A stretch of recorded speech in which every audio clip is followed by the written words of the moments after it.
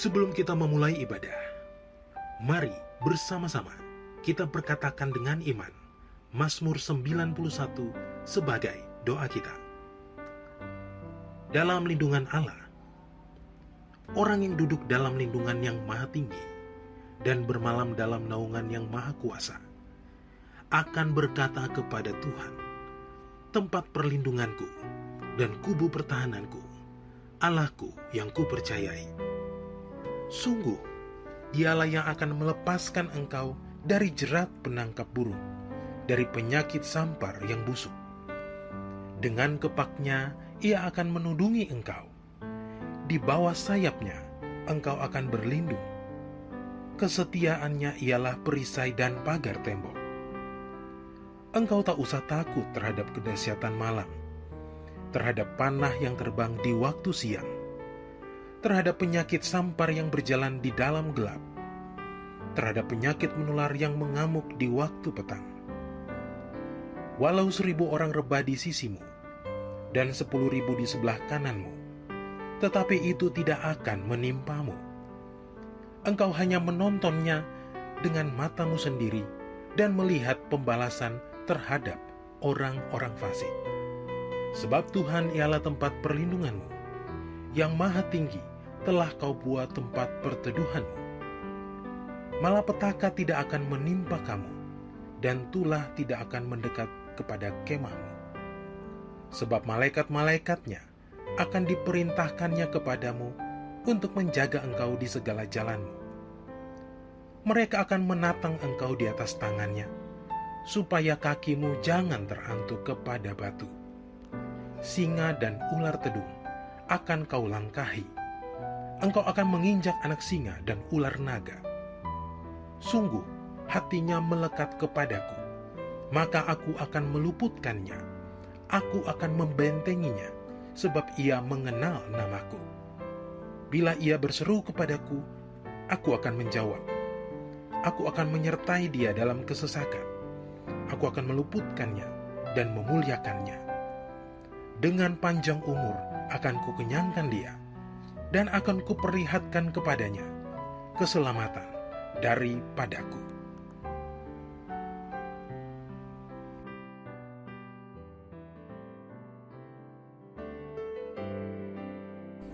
Mari, secara bersama-sama kita deklarasikan Pentakosta ketiga. Pentakosta ketiga adalah pencurahan Roh Kudus yang dahsyat di zaman now, melebihi yang terjadi di Azusa Street. Pentakosta ketiga akan mengakibatkan penuaian jiwa yang terbesar dan terakhir sebelum Tuhan Yesus datang kembali. Pentakosta ketiga akan membangkitkan generasi Yeremia, yaitu anak-anak muda yang dipenuhi oleh Roh Kudus, cinta mati-matian kepada Tuhan Yesus, tidak kompromi terhadap dosa dan akan bergerak untuk memenangkan jiwa. Pentakosta ketiga lahir di Indonesia yang bergerak ke bangsa-bangsa. Gerakan ini dari timur ke barat dan akan kembali ke Yerusalem. Pentakosta ketiga akan memberikan kuasa untuk menyelesaikan amanat agung, dan setelah itu Tuhan Yesus datang kembali.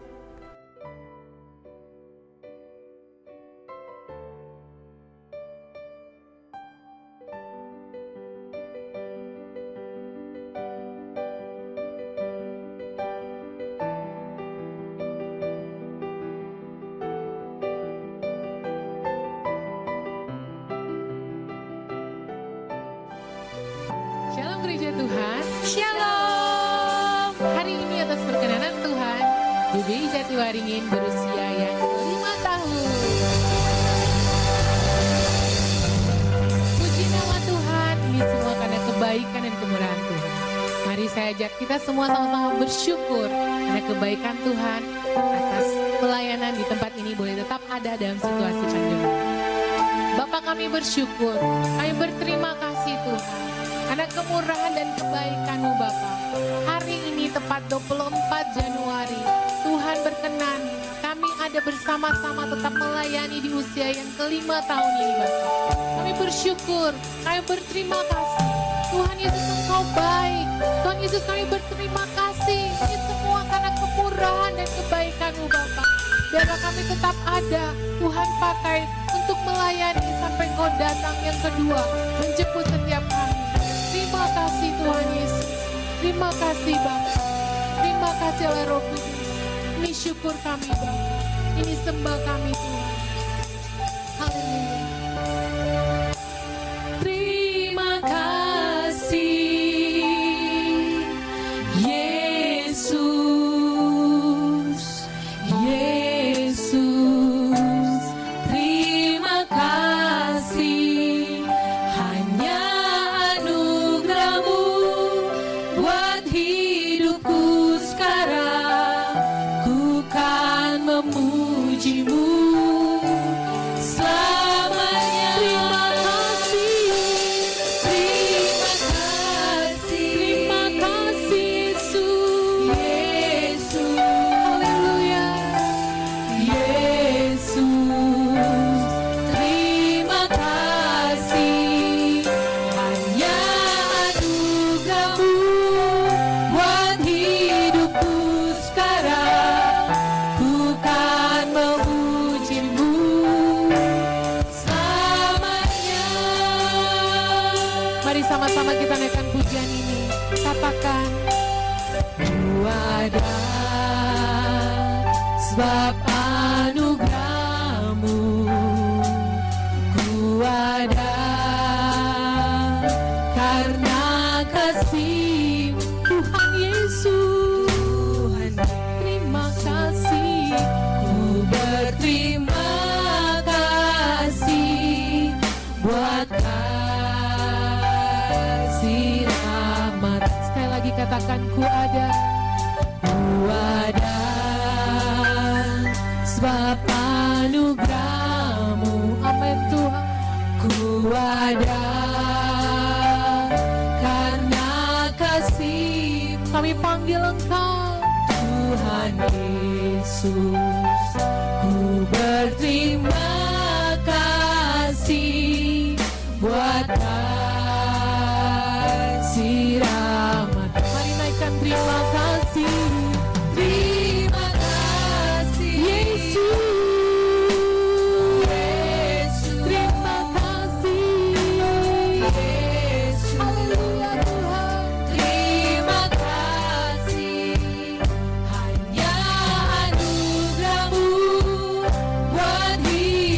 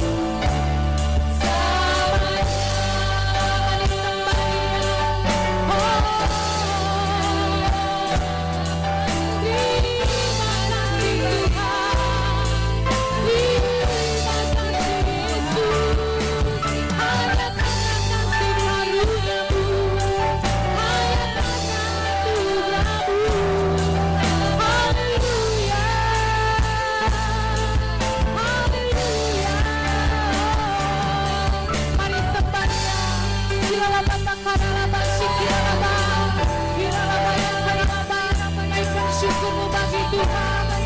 Naikkan semuamu bagi Tuhan.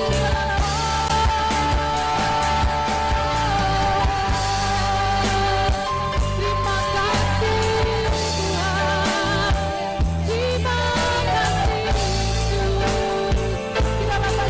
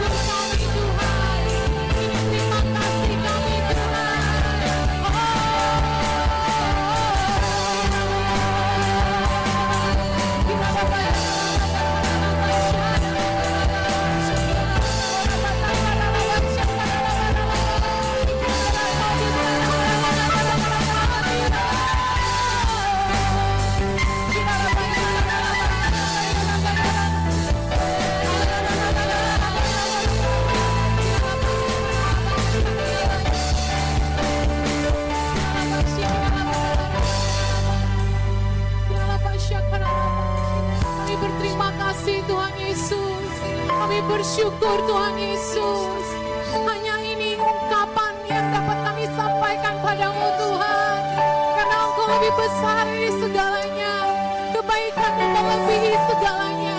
Dan tidak ada kata-kata yang cukup untuk mengucapkan syukur dan terima kasih kami Tuhan. Haleluya. Terima kasih Yesus. Yesus, terima kasih. Hanya anugerah-Mu buat hidupku sekarang. Ku kan memuji-Mu selamanya. Sekali lagi terima kasih. Terima kasih Yesus. Yesus.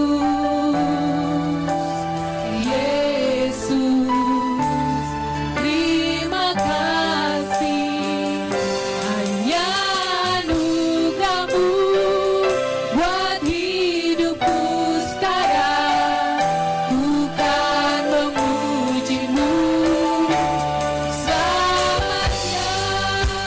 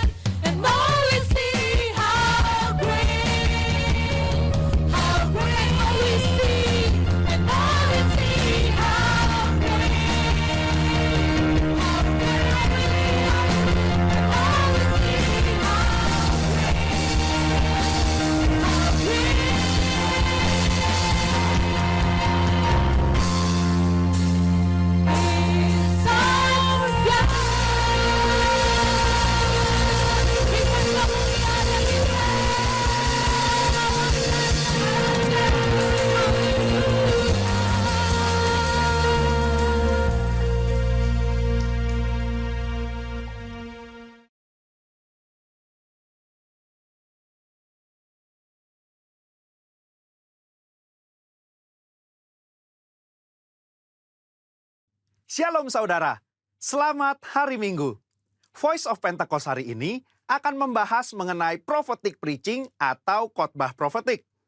Khotbah profetik adalah khotbah yang disampaikan dalam hadirat, pengurapan, dan kuasa Roh Kudus agar kita dapat melakukan kehendak Tuhan di zaman now.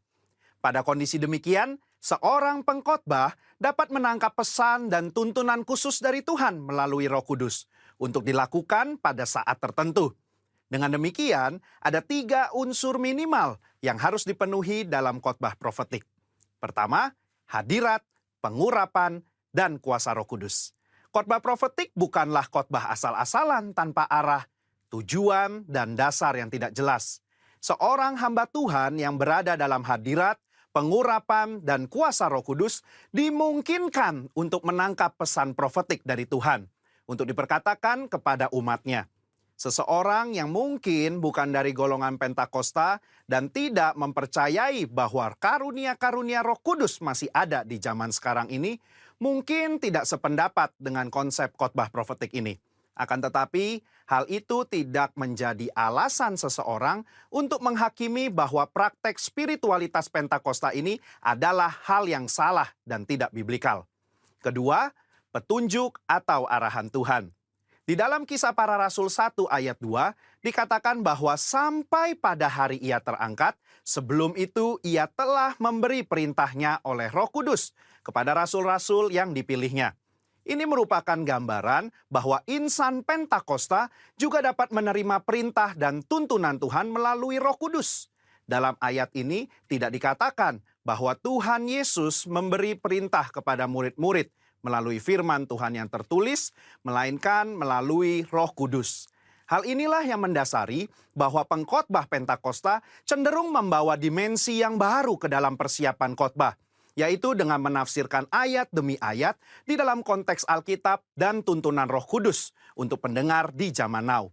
Yang ketiga, kehendak Tuhan pada zaman now. Ciri khas dari khotbah profetik adalah bagaimana memaknai firman Tuhan yang tertulis menjadi tuntunan roh kepada jemaatnya di setiap zaman. Kita percaya firman Tuhan berlaku dan aplikatif dalam setiap kondisi dan situasi. Nah, hal ini membutuhkan kepekaan dalam mendengarkan suara Roh Kudus atas apa yang Tuhan sedang katakan. Sebagai contoh, di dalam 2 Samuel 5 ayat 17-25, Daud sedang berperang dengan orang Filistin. Sebelum Daud maju berperang, dia bertanya kepada Tuhan untuk strateginya. Dan Tuhan menjawab, majulah. Maka Daud maju dan memukul kalah di tahap pertama. Lalu beberapa ayat setelahnya, orang Filistin mau melawan lagi. Dan apa kata Tuhan? Sekarang kata Tuhan, bukan majulah, melainkan janganlah maju, tetapi buatlah gerakan lingkaran sampai ke belakang mereka. Inilah yang dikatakan orang Pentakosta ketika kita menekankan khotbah profetik yang mengikuti tuntunan roh. Kalau Daud tidak bertanya dan mendengarkan Tuhan pada serangan yang kedua, bisa jadi dia kalah karena berasumsi strategi Tuhan sama dengan yang pertama. Umat Tuhan di zaman now juga harus peka dan dengar-dengaran dengan suara roh. Apa yang menjadi tuntunannya hari demi hari dan minggu demi minggu.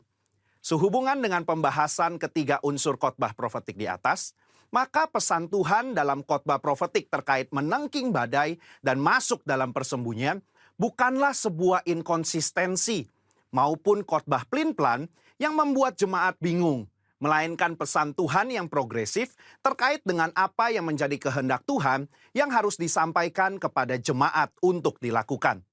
Alkitab juga memberikan contoh yang sangat kuat tentang khotbah profetik, di mana para rasul mencari solusi atas sebuah masalah dengan tuntunan Roh Kudus, firman Tuhan, dan komunitas orang percaya saat itu.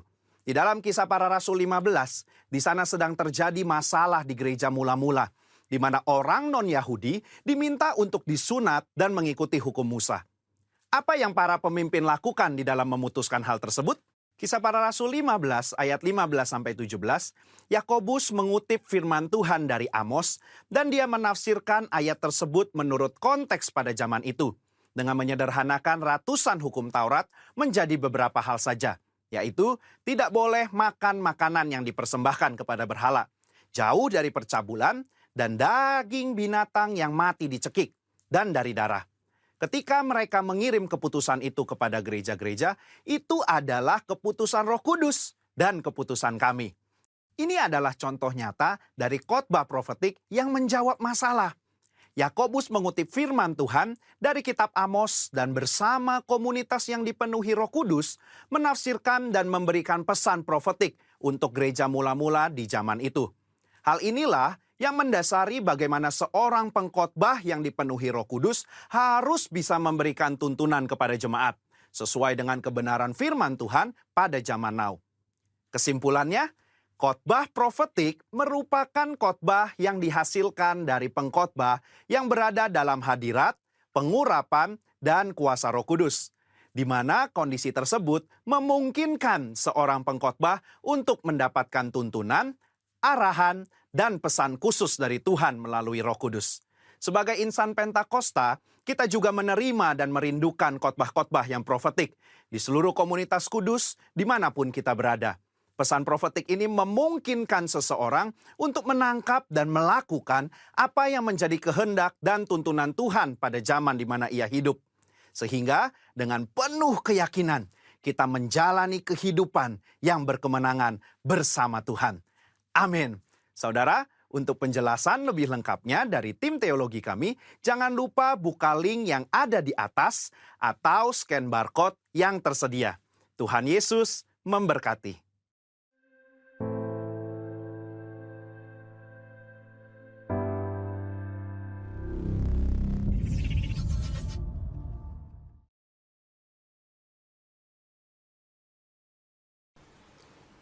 Shalom Gereja Tuhan. Puji Tuhan, tepat hari ini tanggal 24 Januari, GBI Jatiwaringin Raya tepat berusia 5 tahun. Saya mengucapkan selamat ulang tahun buat kita semua. Haleluya.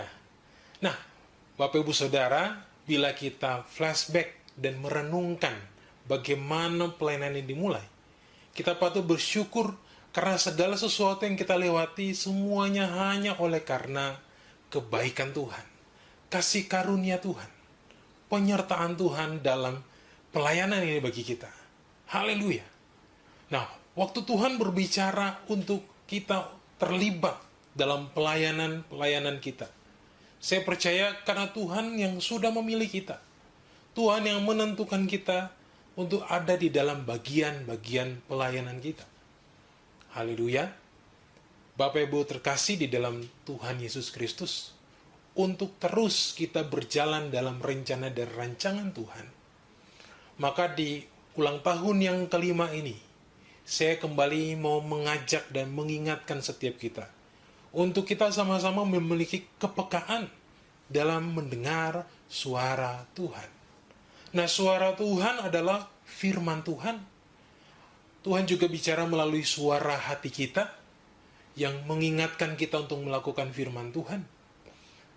Kadang di saat kita sedang mengalami kekalutan, ketakutan, bahkan juga kekhawatiran, Tuhan seringkali berbicara. Ya, apalagi dalam situasi pandemi COVID-19 yang masih terus berlangsung hingga saat ini. Terkadang suara Tuhan itu mendorong kita untuk kita bergerak di luar jangkauan pikiran dan perhitungan kita. Semata-mata ingin mengingatkan bahwa Tuhan tidak pernah jauh dari kita.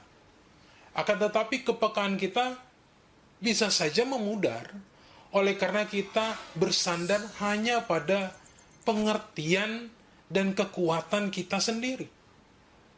Padahal kita mungkin setiap hari membaca Alkitab, sering mendengar khotbah, atau juga memiliki hafalan-hafalan kata-kata motivasi. Saat kepekaan daripada suara Tuhan itu memudar, seakan-akan hal-hal yang kita baca, yang kita coba renung-renungkan, itu terasa seperti rutinitas saja. Padahal sebenarnya Tuhan sedang berbicara, mendorong kita, menguatkan kita di tengah situasi yang seperti saat ini. Nah, saudara terkasih di dalam Tuhan Yesus, mari sama-sama kita kembali memiliki kepekaan untuk mendengar suara Tuhan, kepekaan untuk kita menangkap apa yang Tuhan ingin kita lakukan walau di tengah situasi yang begitu sulit ini. Nah, mari kita sama-sama baca di dalam firman Tuhan, kitab Yesaya pasal 55. Saya mengajak Bapak Ibu untuk membaca ayat yang ke-6 hingga ayatnya yang ke-8. Ya, Bapak Ibu bisa membaca firman Tuhan di teks yang tampil di layar Bapak Ibu, dan kita akan membacakannya bersama-sama. Firman Tuhan berkata, "Carilah Tuhan selama ia berkenan ditemui. Berserulah kepadanya selama ia dekat. Baiklah orang fasik meninggalkan jalannya, dan orang jahat meninggalkan rancangannya. Baiklah ia kembali kepada Tuhan, maka Dia akan mengasihinya, dan kepada Allah kita, sebab Ia memberi pengampunan dengan limpahnya." Ayat yang ke-8 mengatakan bahwa sebab rancanganku bukanlah rancanganmu, dan jalanmu bukanlah jalanku. Demikianlah firman Tuhan. Nah, ayat ini sedang kembali mengingatkan kita, khususnya di ayat yang ke-8, menunjukkan bahwa rancangan Tuhan belum tentu adalah resolusi rancangan yang sedang kita buat untuk melewati tahun 2021.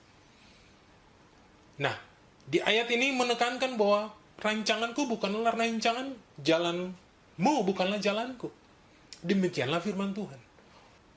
Untuk itu kita harus masuk kepada rencana dan rancangan Tuhan. Bagaimana caranya? Kalau kita baca di ayat yang sebelum mengatakan bahwa carilah Tuhan selama Ia berkenan. Lalu apa yang terjadi? Berserulah kepadanya selama Ia dekat. Nah, kita mau dekat sama Tuhan. Masih di awal tahun 2021. Firman Tuhan ini kembali datang mengingatkan kita supaya kita mendahului Tuhan daripada segala rencana, rancangan, resolusi yang sudah kita buat untuk kita capai, kita raih di tahun 2021.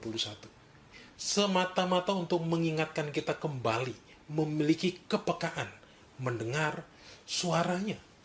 Amin, saudara. Supaya apa? Supaya kita tidak jauh dari rancangan dan rencana Tuhan. Amin. Zaman dahulu Tuhan berbicara secara langsung, seperti kita berbicara dengan sesama kita. Atau dengan kata lain, secara audible. Ya, kepada para nabinya. Lalu kemudian juga Tuhan berbicara melalui mimpi dan penglihatan kepada para nabi yang kemudian disampaikan kepada umat pilihan. Dan sebagai orang percaya, kita percaya bahwa Tuhan juga bisa berbicara dengan berbagai macam cara bagi setiap kita. Begitu juga bicara secara langsung. Mungkin ada orang yang mengalaminya, tapi tidak terekspos atau tidak terdengar. Namun hal yang paling penting, supaya kita kembali memiliki kepekaan untuk mendengar suara Tuhan, adalah kita harus intim dengan Tuhan. Kita harus bergaul dengan firman Tuhan yang menjadi tuntunan kita. Karena itu adalah kunci untuk kita menjadi orang-orang yang peka mendengar suaranya. Tuhan bisa berbicara dengan siapa saja, dengan berbagai macam cara, untuk menyatakan bahwa Dia hadir.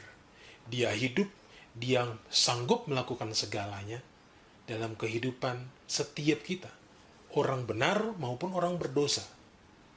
Nah, seberapa penting kita perlu memiliki kepekaan akan suara Tuhan?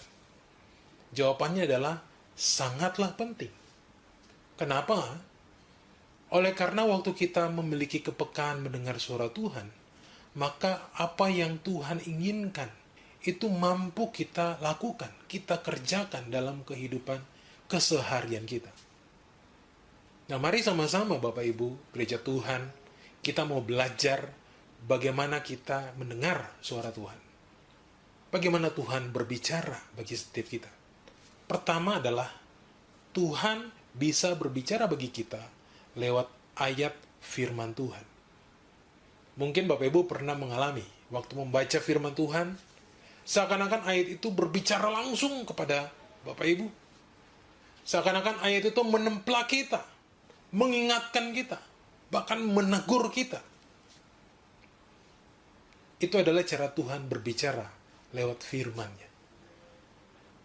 Kitab Ibrani pasal 13 ayat yang ke-5b mengatakan bahwa aku sekali-kali tidak akan membiarkan engkau dan aku sekali-kali tidak akan meninggalkan engkau. Apabila Bapak Ibu Saudara merasa bahwa Tuhan hadir, Tuhan ada dan selalu dalam kehidupan kita. Yes. Dan Tuhan berbicara pun lewat ayat firman Tuhan yang kita baca tiap hari. Oleh karena itu, waktu kita merenungkan firman Tuhan, waktu kita membaca firman Tuhan, saya ingin mengingatkan bahwa jangan kita melakukannya hanya sebagai rutinitas. Tapi kita melihat bahwa itu adalah cara di mana Tuhan sedang berbicara secara pribadi bagi kehidupan kita. Nah, cara kedua Tuhan berbicara adalah melalui suara hati nurani kita. Waktu kita menerima Tuhan Yesus sebagai Tuhan dan Juru Selamat pribadi kita, seluruh kehidupan kita dibaharui. Amin, saudara. Hati kita, pikiran kita dibaharui oleh Dia. Tapi ada semacam peperangan rohani yang terjadi, yang bergulat dengan segala macam pengertian-pengertian yang kita miliki untuk membuat kita tidak menjadi peka mendengar suara Tuhan. Nah, di 1 Timotius pasal 1 ayat yang ke-19, firman Tuhan berkata, beberapa orang telah menolak hati nuraninya yang murni itu, dan karena itu kandaslah iman mereka. Nah, mari kita perhatikan. Kadang waktu Tuhan berbicara untuk kita menjadi orang-orang yang mengikuti rencana Tuhan, rancangan Tuhan. Kadangkala bukan lewat ayat firman Tuhan, tapi Tuhan kembali menguatkan kita lewat suara hati kita sendiri, karena Roh Kudus sudah hadir dalam kehidupan kita. Tapi apa yang terjadi? Kita kemudian menolaknya. Kita, nanti saja dulu, masih bisa, masih ada waktu. Firman Tuhan katakan bahwa Yesus datang tidak ada yang tahu. Dan sebagai gereja Tuhan, orang percaya kita harus mempersiapkan diri kita. Mungkin tahun ini Tuhan datang. Mungkin tahun depan. Atau mungkin kapan saja Tuhan bisa datang. Oleh karena itu kita harus peka mendengar suara Tuhan melalui suara hati kita. Kita merespon suara Tuhan yang Tuhan nyatakan lewat hati kita. Supaya kita terasah pendengaran dan kepekaan untuk menangkap dan mendengar suaranya. Amin, saudara. Bahkan waktu kita melakukan kebaikan buat orang lain, itu juga adalah suara yang Tuhan nyatakan untuk kita melakukannya. Saya punya satu kesaksian. Suatu ketika saya menaiki satu bis kota, dan di situ tidak terlalu full atau rame, cukup sepi ya bis itu. Dan kemudian di pagi itu saya digerakkan Tuhan. Saya percaya itu suara Tuhan. Untuk menghampiri satu bapak 5 bangku di depan saya. Untuk memberikan sejumlah uang yang menurut saya itu terlalu besar. Tapi saya kemudian menurutinya. Saya datang menghampiri bapak itu. Bapak itu terlihat rapi. Tidak seperti orang yang tidak memiliki apa-apa. Dia cukup rapi. Bajunya cukup formal. Tapi kemudian saya menyapanya dan saya bilang bahwa saya ingin memberkati Anda. Saya tidak kenal Anda, tapi saya merasa Tuhan berbicara untuk memberikan sejumlah uang ini untuk Anda. Waktu itu saya masih seorang mahasiswa, saya masih kuliah. Dan Bapak itu adalah seorang pekerja. Dia sudah bapak-bapak. Tapi waktu saya menuruti kata hati saya, orang itu langsung terharu, menangis. Dan dia mengatakan, terima kasih, ini betul. Tuhan yang tahu pergumulan saya. Lalu kemudian saya kembali, saya merasa begitu lega melakukan apa yang saya lakukan. Dan apa yang terjadi? Sepanjang waktu-waktu saya di kos, karena waktu itu saya masih sebagai mahasiswa dan ngekos, saya dipenuhi kebutuhan saya. Saya sering ditraktir. Karena uang itu sebagian besar yang saya kasih adalah biaya kehidupan saya di kos. Lalu kemudian saya menikmati bagaimana Tuhan memelihara saya. Bapak Ibu Saudara, waktu Tuhan berbicara lewat hati kita untuk melakukan kebaikan, kita nggak bisa sombong, kita nggak bisa bilang bahwa itu karena saya. Apalagi kalau kita digerakkan Tuhan untuk memberi, untuk memberkati seseorang. Sekali lagi, itu bukan karena kita, tapi itu adalah karena Tuhan menggerakkan hati kita. Karena Tuhan berbicara dalam hati kita untuk melakukan kehendaknya dalam kehidupan ini. Amsal pasal 21 ayat 1 mengatakan begini, hati raja seperti batang air di dalam tangan Tuhan. Dialirkannya kemana ia ingini. Hati raja itu seperti aliran air sungai di tangan Tuhan. Dia mengalirkannya kemana saja dia menginginkannya. Apabila hati raja ada di tangan Tuhan, demikian juga hati kita. Tuhan pegang hati kita. Dan Tuhan berbicara supaya kita melakukan kebaikan yang Tuhan inginkan. Kemana kita alirkan kebaikan itu. Baik ke gereja, baik ke orang-orang yang tidak mampu. Ya. Dan kita tidak bisa berbangga diri bahwa saya melakukannya karena saya bisa atau saya mampu. Amin, saudara. Nah, hal yang ketiga, Tuhan berbicara buat kita, itu juga bisa melalui tudung rohani, atau gembala, atau mentor, atau juga orang tua. Tuhan bisa berbicara dan meneguhkan kita melalui tudung rohani. Ya, mungkin yang masih belum menikah atau masih lajang, Tuhan berbicara lewat orang tua untuk kita hidup terjaga, menjaga hidup, menjaga kekudusan. Atau juga bagi yang sudah menikah, yang sudah berkeluarga, Tuhan berbicara kepada kita melalui gembala kita, melalui hamba Tuhan, melalui mentor yang selalu mengingatkan kita untuk terus melakukan kebenaran firman Tuhan. Amin. Di dalam firman Tuhan di 1 Korintus pasal 14 ayat yang ketiga, firman Tuhan katakan, tetapi siapa yang bernubuat, ia berkata-kata kepada manusia. Ia membangun, menasihati, menghibur. Jadi, waktu kita ada di bawah satu tudung rohani yang menjaga kita, itu semata-mata adalah cara Tuhan mengajar kita untuk mengasah kepekaan, mendengar suaranya. Supaya kita tidak keluar dari jalur Tuhan, dari rencana Tuhan dalam kehidupan kita. Amin, saudara. Nah, hal yang keempat, bagaimana Tuhan berbicara kepada kita. Bisa juga melalui anak-anak. Anak-anak kita di rumah. Ya. Saya dan kakak-kakak saya, karena saya adalah anak bungsu, adalah orang-orang yang mengalami perjumpaan dengan Tuhan terlebih dahulu daripada orang tua kami. Dan waktu Tuhan panggil kami masih berusia remaja, pemuda, dan disitulah Tuhan bekerja. Awalnya saya kurang ngeh bahwa Tuhan juga bisa berbicara lewat anak-anak. Tapi waktu saya melihat kehidupan saya, dan kemudian saya membandingkannya dengan kebenaran firman Tuhan, Matius pasal 21 ayat yang ke-16. Di situ kemudian saya bisa melihat bahwa, oh ya, Tuhan juga bisa menggunakan wadah atau alat yang lain, yang kadangkala kita tidak anggap, kita merasa masih cukup belia, masih tidak diperhitungkan. Tapi Tuhan juga berbicara kepada kita melalui anak-anak. Coba kita lihat firman ini. Matius pasal 21 ayatnya yang ke-16. Firman Tuhan katakan gini, lalu mereka berkata kepadanya, engkau dengar apa yang dikatakan anak-anak ini? Kata Yesus kepada mereka, aku dengar. Belum pernahkah kamu baca dari mulut bayi-bayi dan anak-anak yang menyusu, engkau telah menyediakan puji-pujian? Yesus mengakui hal itu juga.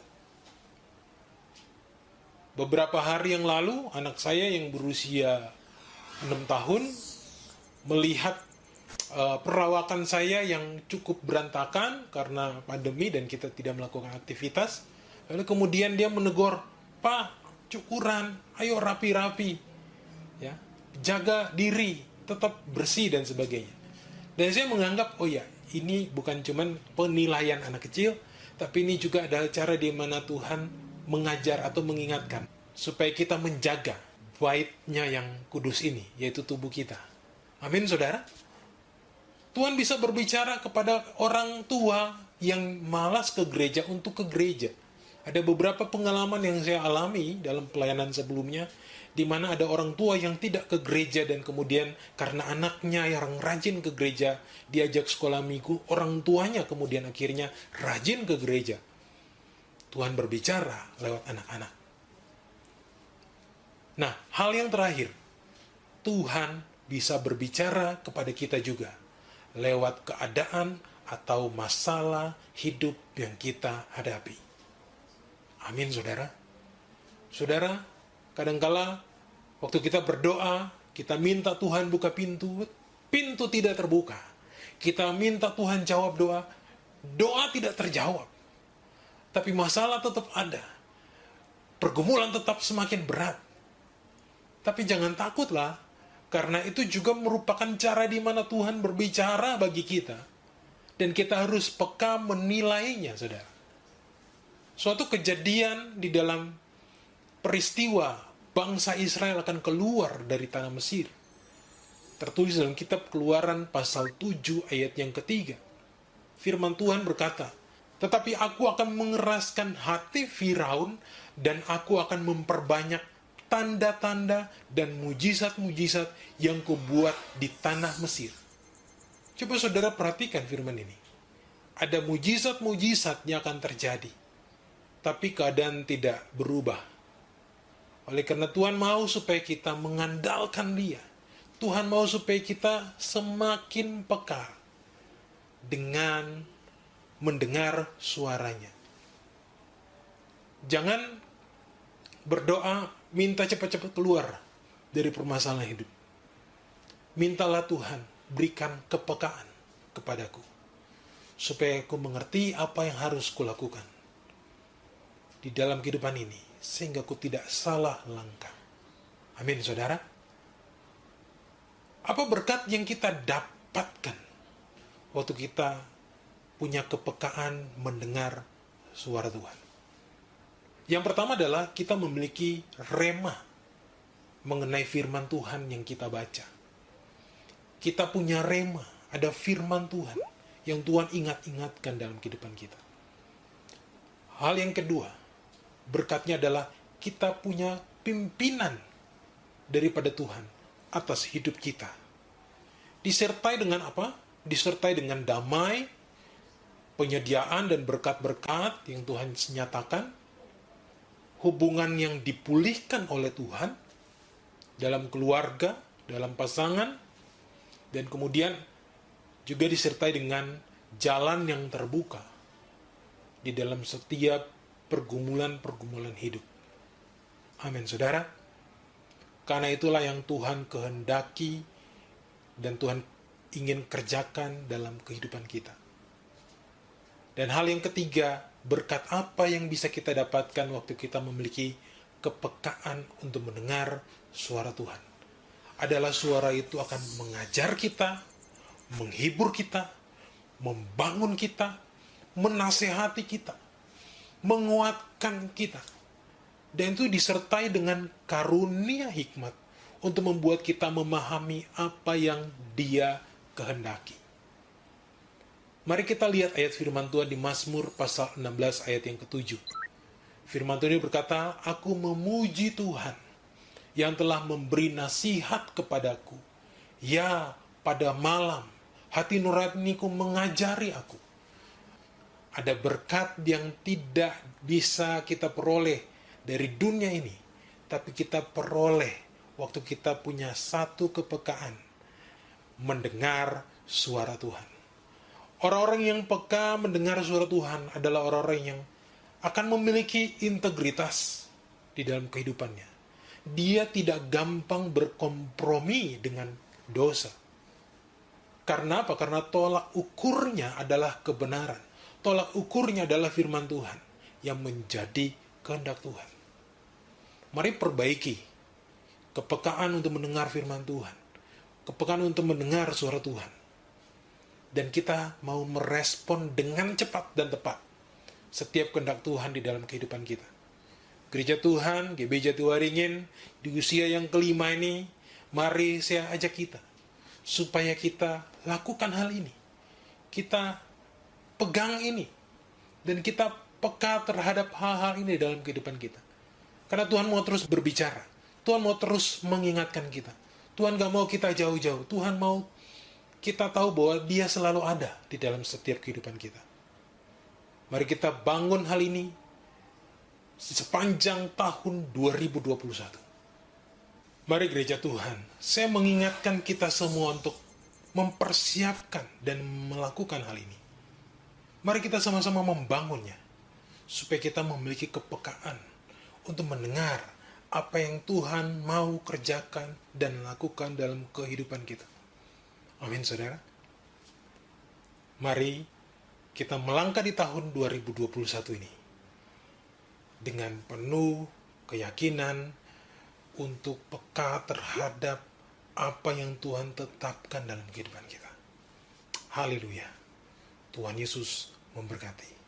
Mari kita berdoa. Bapa, di dalam nama Tuhan Yesus, kami mengucap syukur untuk firman-Mu yang Kau nyatakan bagi kami, supaya kami menjadi anak-anak-Mu yang kembali peka untuk mendengar suara-Mu ya Bapa. Kami mau mendengar suara-Mu, dan kami mau melakukan kehendak-Mu. Bila mana kami sudah jauh melangkah keluar daripada rencana dan rancangan-Mu, bawa kami kembali Tuhan. Ingatkan kami, bicaralah dalam 5 bagian cara ini Tuhan, supaya kami kembali ingat, kami kembali pegang, dan kami terus mengandalkan Engkau dalam kehidupan kami.